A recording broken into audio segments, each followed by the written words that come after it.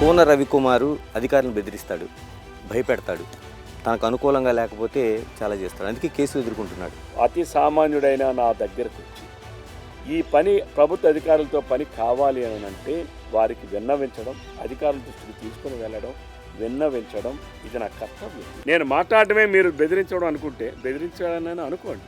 I don't bother about. Tammineni Sitaram గారు, మీరు కోన రవికుమార్ గారు మేనమామ, మేనల్లుడు, బావ, బామర్ది. ఉంటే అధికారం అక్కడైనా ఉండాలి, ఎక్కడైనా ఉండాలి. ఇది ఒక లాలూచి కుస్తీగా వస్తున్న మాటలు ఏమని చెప్తారు? నా పార్టీ సిద్ధాంతం నాకు ముఖ్యం, నా విలువలు నాకు ముఖ్యం. అన్నిటికన్నా మించి, కుటుంబం కన్నా మించి నా వ్యక్తిగత విలువలు, రాజకీయ విలువలు నాకు ముఖ్యం. వైసీపీ మీద ప్రజా వ్యతిరేకత అనేది నడుస్తుందని చెప్తున్నారు. ఈ ఫ్యాక్టర్ మాత్రమే మనకి ఈ శ్రీకాకుళం జిల్లాలో పనిచేస్తుంది. వ్యతిరేకత వేరు, అసహ్యం వేరు. జగన్మోహన్ రెడ్డి అనే వ్యక్తిని అసహించుకుంటున్నారు.